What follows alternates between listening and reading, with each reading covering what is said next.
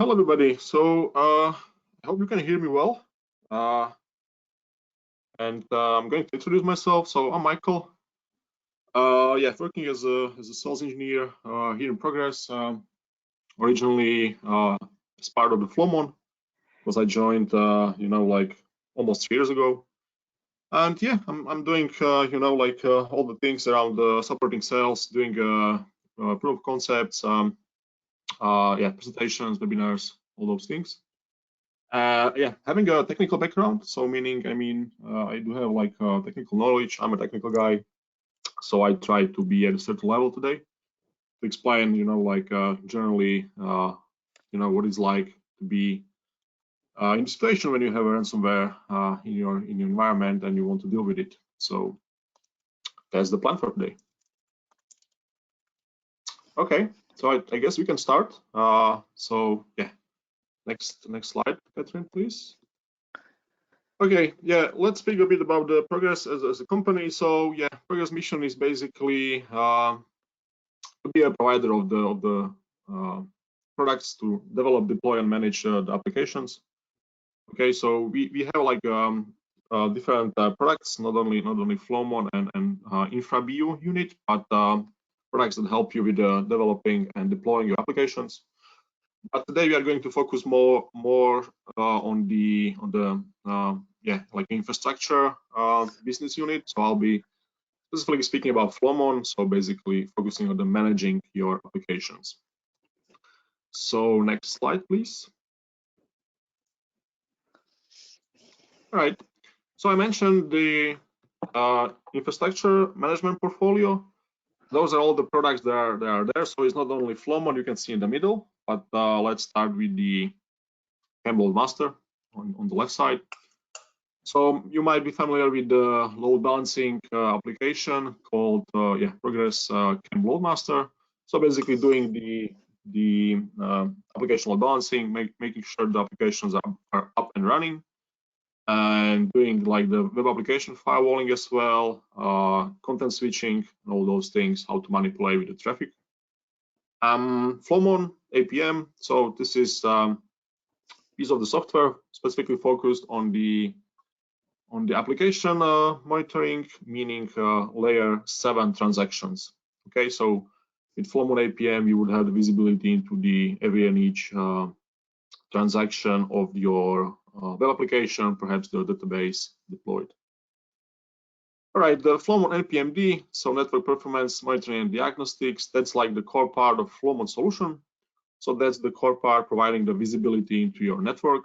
So that means, we ingest the data from different sources and show you what it's like within your network. So, things like top talkers, who is communicating with whom, how much data they transferred, how much flows, bits, what is the structure of the network traffic like. Let's move on. So Flowmon NDR, that's network detection and response product, and that's actually the place where we are going to focus more today. So after we ingest all the data and we receive all the data on the Flowmon collector, we would do a cybersecurity. So we would search for anomalies, vulnerabilities, suspicious communication, things like ransomware attack, port scanning, why there is a certain IP address opening huge amount of the connections to the various number of IP addresses, maybe TCP ports. So something suspicious that it's not there within your environment before. Okay, what's up, Gold? That's another way how to monitor your network and provide the visibility. So it's mostly about the endpoint monitoring, meaning you would want to check not that much as on the Flowmon side the network traffic structure, but more like what is up and down, why it is like, how long, things like monitoring the CPU, memory, and all those things. And last but not least, within the infrastructure management portfolio, it's Progress Chef. So that's like the automation tool for the DevOps and SecOps teams who kind of like build, deploy, and manage your applications in your environment. Yeah. So next slide, please. All right. So let's speak about the ransomware today. That's today's goal. So in 2022, it was actually the situation where the number of ransomware attacks dropped. So yeah, they say around 22%, and that's very good, right? So compared to the year 21, we are in the better stage, but still the number of the attacks is like around 200 million, and that's crazy number. So like the average ransom paid for the ransomware in 2022 was 800K. So I mean, you don't want to be on that list paying for the attacker or to the attacker. And within the ransomware, it was like 25% of all the breaches were like the ransomware attacks. So it's not only ransomware there in the field, but yeah, pretty heavily involved within all the attacks. All right, next slide maybe. Yeah, so with ransomware, it's very often it's coming with the concerns and fear. So like you want to be prepared and have a incident response plan for your attack, and that's actually what's depicted on the next slide. Catherine, please. So yeah, really to have in place your incident response plan for the ransomware attack. And that's what we are going to discuss today a bit more. So next slide. All right, so the NIST incident response cycle. Within the Department of the Commerce of the United States, there is like the National Institute for Standards and Technology, and that's the place where they are providing the information how to actually mitigate or how it looks like within the incident response cycle. So at the beginning, you would have the preparation phase, and that's where we could help as a Flowmon solution. So it's typically a situation where you want to make sure you know your network. Okay, so you know the thresholds of your network traffic. You know how the normal behavior looks like. You have all the assets classified. So like after the ransomware hits you, you can classify these assets are critical, and those are maybe less critical. Okay. So detection and analysis, that's a place where you would go, if you would try to handle the ransomware attack. So detection involves collecting data from all IT systems, okay, not only firewalls, routers, but things like a CM system, like the endpoint detection as well. And then, also collecting the publicly available information from the people inside or outside of the organization, and identifying that there could be something suspicious. Okay. Yeah, the third step, containment, eradication, and discovery. So yeah, the goal of the containment is actually to stop the attack before it overwhelms all your resources and causes damage.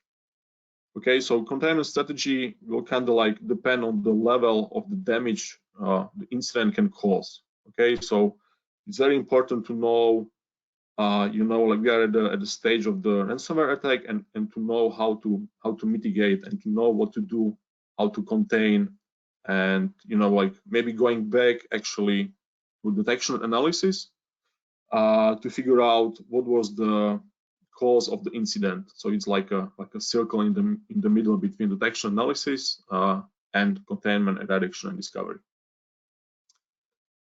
Okay, the post-incident activity is actually the place where you would ask the questions. Okay, so all the information we had for the detection, could it be collected sooner?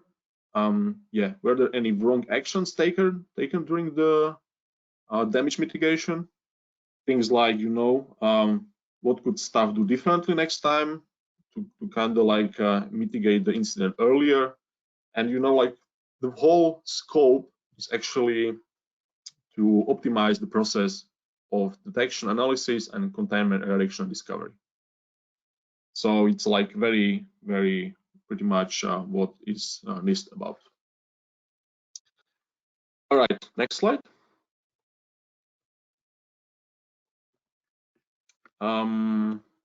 Right, so up to 2 hours, what is kind of like recommended to do? Yeah, pretty much you would start with, you know, like things like disconnecting your backup tools. So very important step. I mean, you have the backup infrastructure, and you want to make sure the ransomware doesn't spread and doesn't hit your backup backup data. So it's pretty recommended up to 2 hours, actually as soon as possible, to go for backup and to disconnect.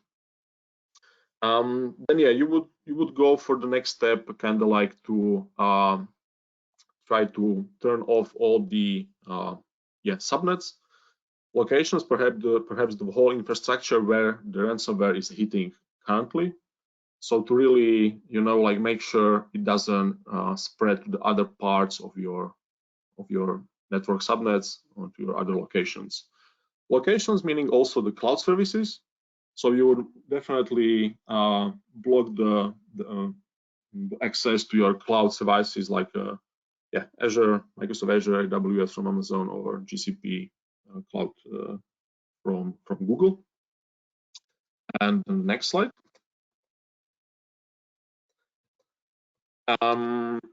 Okay, backup of integrity check. So, you know, like that's like think after 2 hours up to 6 hours, right? So you want to make sure that even though you disconnected the backup in the step before, the ransomware doesn't hit your backup environment. So you are going to make sure the integrity of the backup is valid and it's ready for the deployment. We would start the initiation of the incident resolution process. So things like putting together all the people within the company, right? So the leadership guys, managers, not only internal, perhaps also external guys responsible for the incident resolution mitigation, and together go for the incident triage. Okay, so you want to know what is the severity of the incident and how to kind of address what is actually now happening within your environment. Okay, the next slide.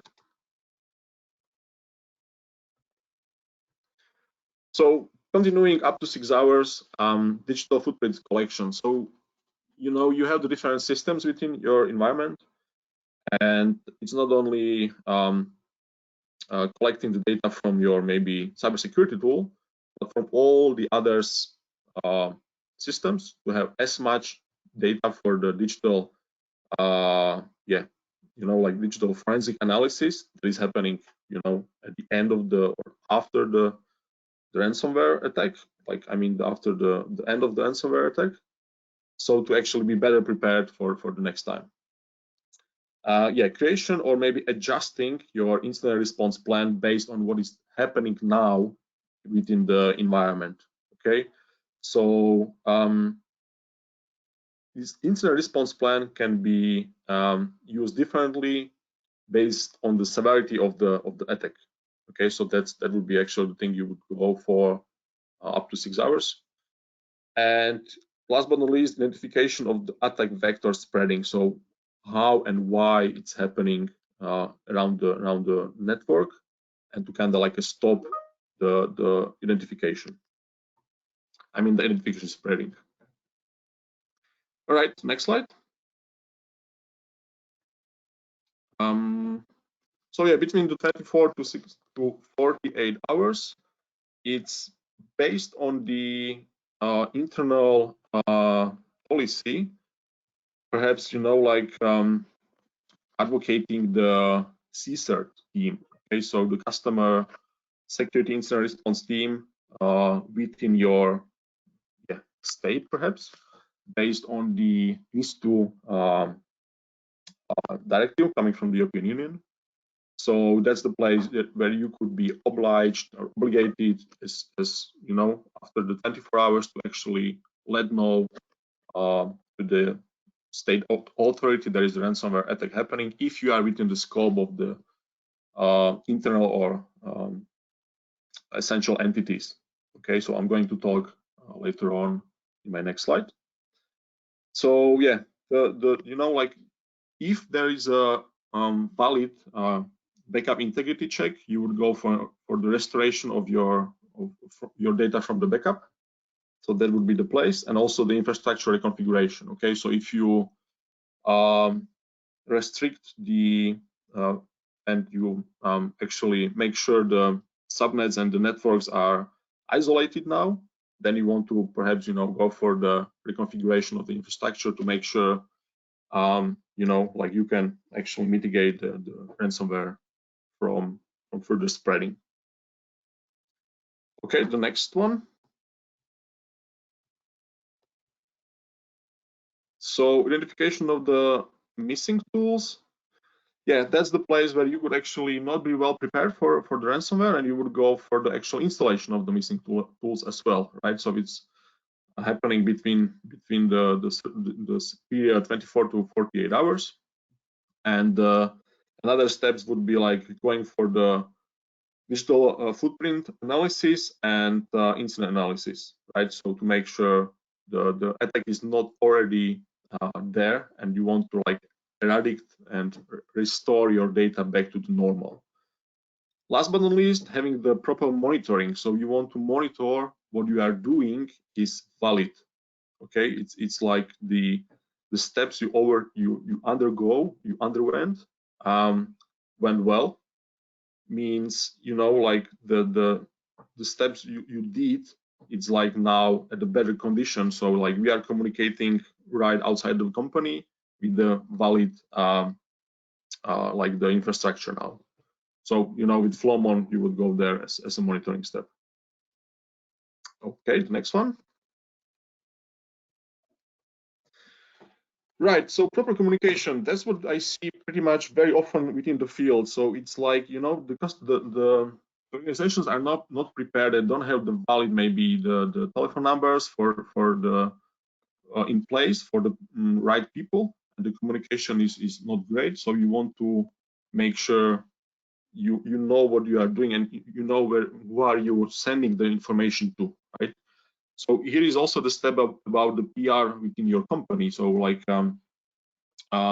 talking about the incident, the outside world, and making sure the employees doesn't speak or don't speak to the public, because you don't want to cause further mess.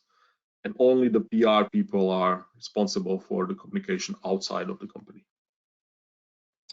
Okay, the next one.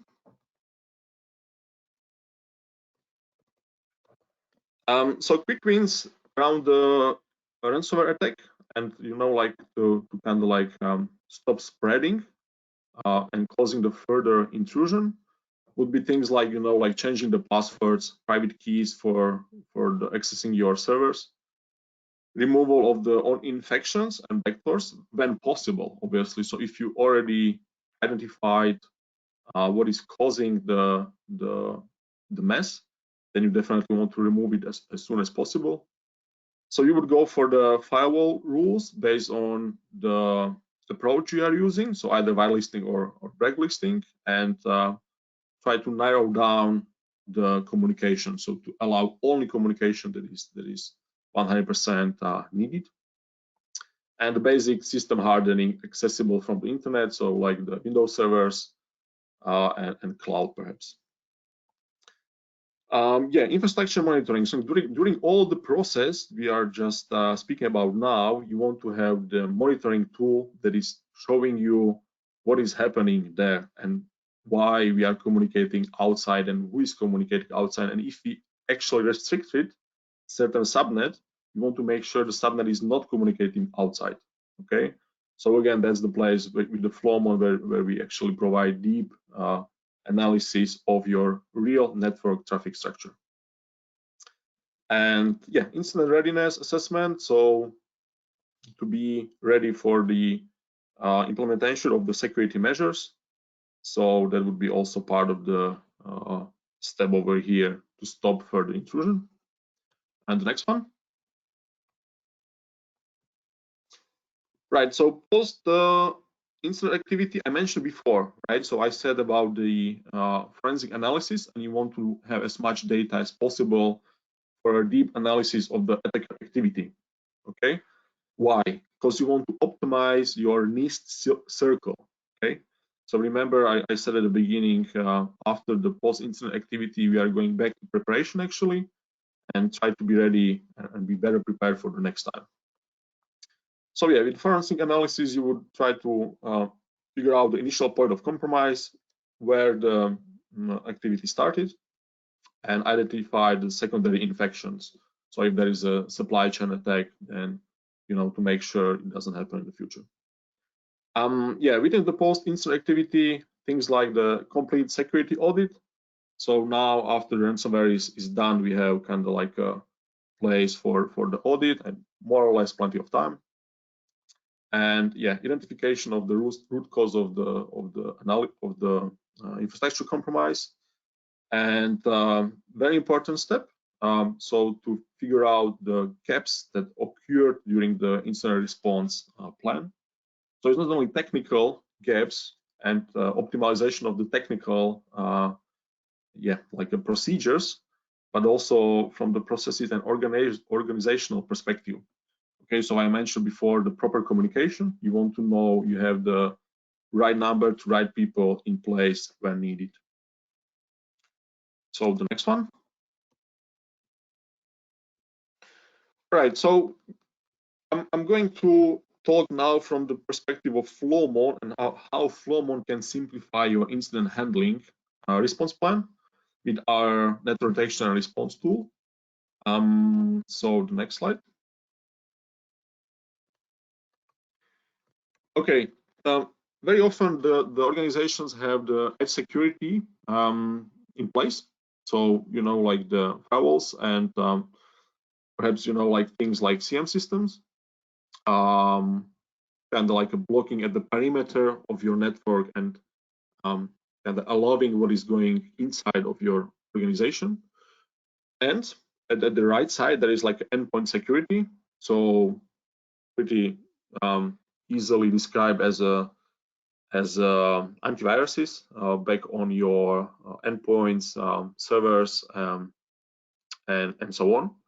But my question on your organization or on you people would be like, who is watching the network, right? So do you have proper visibility into what's happening inside of the network, not on the perimeter or at the endpoint, but inside of your company? So next slide, please. And yeah, that's where the Flowmon can help, right? So we are standing in the middle of the picture over here. So we are not edge security, we are not endpoint security, but we are monitoring and providing visibility into your network. Okay, so really things like who is communicating with whom, what is the SSL cipher suite, DNS host name, DNS response codes, the number of data transferred between the endpoints, and all those things. Okay, so we try to collect all the data from your network appliances and search for vulnerabilities for the unusual behavior. Okay, something that is not detectable on the endpoint or at the perimeter of the firewall. So next one. Yeah, how we do that? So we have more than 200 algorithms and literally, I guess, 42 methods within the system. So those methods are, like the ways how to detect the anomaly, and it's over there visible on every and each appliance. So what we do is like we collect all the data, basically flow data, and try to provide the result. So using the things like machine learning, adaptive baselining, heuristics, behavior patterns, and threat intelligence. Okay, so it's not only about having the IP addresses and DNS names, but we try to set up a baseline of your normal network behavior, and if there is a suspicious or like a huge increase within past minutes, for example, then to be alerted on the anomaly. Okay. The use cases for Flowmon anomaly detection system would be SOC and customer security incident response teams. So really things like threat detection, threat hunting, incident response, digital forensics. But let's say those would be for the higher profile companies. Basic scenario here would be the NetSecOps observability and visibility. So things like hybrid cloud monitoring, encrypted traffic analysis, root cause analysis, and performance monitoring. Okay, so those are like two scenarios where it's typical for Flowmon to be deployed. Right. Next slide, please. Okay, so what is it about the network detection response? How we do that, and what can we detect? So it's things like viruses, malwares, ransomware, botnets, so communicating with the CNC servers, crypto mining, and insider threat, because we have the visibility into your network. Anomalies in behavior, so we try to profile the device and also subnet. So saying, there is this normal behavior, and if there is a change in long-term behavior, you are alerted. Things like port scanning, dictionary attacks, unusual communication on the different protocols. So traffic anomalies within the perhaps ICMP protocol. So very typically would be, like you don't have ICMP payload within the ICMP communication, and if there is a suspicious, right? So you would be alerted on that. So things like operational problems, we can measure the server response time, round trip time. That means how long the request or maybe response is sitting on the server, and what is the speed of your network. So we have the Flowmon probe for that one, and that's providing the really operational, or like handling the operational issues. And unwanted applications. So we are able to detect like P2P piece of software to communicate over your network. Things like TeamViewer, if it's something you don't want to be allowed within your organization, then with a certain probability we are there to detect based on the network data. All right, the next one. Adaptive security architecture. That's how it looks like, right? So typically with the zero trust data plane, you would feed from all your appliances, network security Flowmon tool, depicted in the middle in the red, or maybe the CM system, endpoint security, cloud security, and based on the information we would gather from your devices, you would go for the threat intelligence and automated defense if needed. Okay, so with Flowmon there is a possibility to automate the process, meaning you could run a script and automatically detect on the firewall if there is a suspicious communication from a certain IP address. Okay, so integrations with the third-party firewalls are there in place already. But if not, then you want to do it manually, right, within your security operations center, and providing the feedback loop back to the zero trust data plane, and kind of address the cybersecurity issues over there. All right, the next one.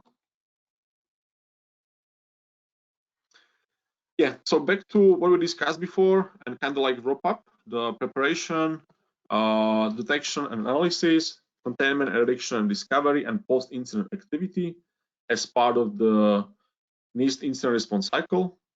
So I believe now it makes it is more clear for you how to actually act and what to have prepared what tools and how Flowmon can address within the NIST circle over here. So yeah, it's like pretty visible that we are standing in the preparation phase, detection analysis phase, and also post-incident activity. Okay, so if you ask why not part of the containment, reaction, and discovery, thing is we are not standing in part of the communication. Okay, so with Flowmon we are fully passive device or piece of software, and we are not standing in part of the communication. Okay, fully agentless solution.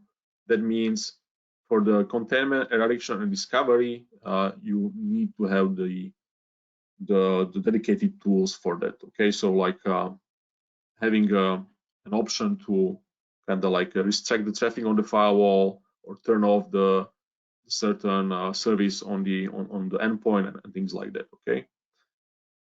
That's actually not 100% true, because I mentioned we do have like the automated response capabilities. So you could run a script and automatically contain the incident on the firewall, or instruct the firewall on the perimeter to block the certain IP address, for example. Okay, the next one. Yeah, so we are slowly approaching to the end of the presentation. So I want to make sure it's now more clear what actually is incident handling. So yeah, that involves like action and procedures aiming to respond to an incident, and to have the technical measures to be implemented as part of the obligations or maybe the regulatory compliance. Okay, so things like NIST or RCE directives. And once again, okay, with Flowmon, we are there to help you address the incident handling. Okay, the next one. So I mentioned we can help with NIS2, and that's the place where I put together the information from the NIS2 directive, and I try to pinpoint specifically where Flowmon can address what is written there in the directive. Okay, so things like incident handling, supply chain security, security in network and vulnerability disclosure, application encryption, and incident responding to the threat or maybe root cause that triggered the incident. Those are all the places for the operators of essential services and important services where we can help with. Okay, at the bottom, customer security incident response team. That's like the authority at the national level, and we can help to address things like real-time monitoring and also collecting and analyzing of the forensic data. Okay, so we can go as low as to the level of packets to collect all the packets that contributed to the incident, and having these packets as a forensic data for a deep root cause analysis of the incident. Okay, and I think the next slide is going to be the last one.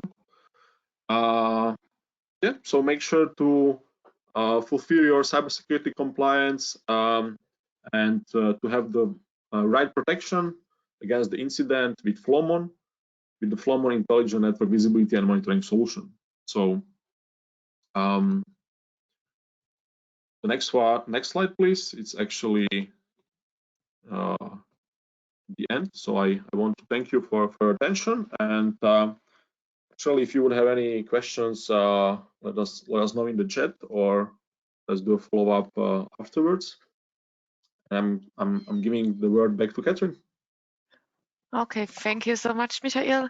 Herzlichen Dank an alle Teilnehmer, dass Sie bei uns geblieben sind, auch wenn es heute mal nicht auf Deutsch war, ausnahmsweise. Gern können Sie sich innerhalb von 30 Minuten eine Testversion von Flowmon herunterladen. Finden die Informationen auch auf unserer Webseite. Schauen Sie sich einfach mal um. Ich schicke Ihnen die Folien auch im Nachgang zu. Der Kollege, entweder der Michael oder auch später mein Kollege Maximowitsch, stehen Ihnen gern zur Verfügung. Gern dann auch wieder auf Deutsch. Ist halt nun leider mal heute so gewesen. Wie gesagt, für Fragen stehen wir Ihnen im Nachgang gern zur Verfügung. Wenn ich jetzt das Webinar beende, öffnet sich ein kleines Survey. Ich würde Sie bitten, sich 1 Minute Zeit zu nehmen und kurz ein paar Fragen zu beantworten. Ist auch wichtig für uns, dass wir wissen, was können wir in Zukunft noch besser machen, was brauchen Sie, was benutzen Sie, einfach auch ein bisschen Informationen zu haben. Herzlichen Dank. Thank you again, Michael, for guiding us through that today. Auf Wiedersehen. Yeah, thanks a lot. Auf Wiedersehen. Bye bye.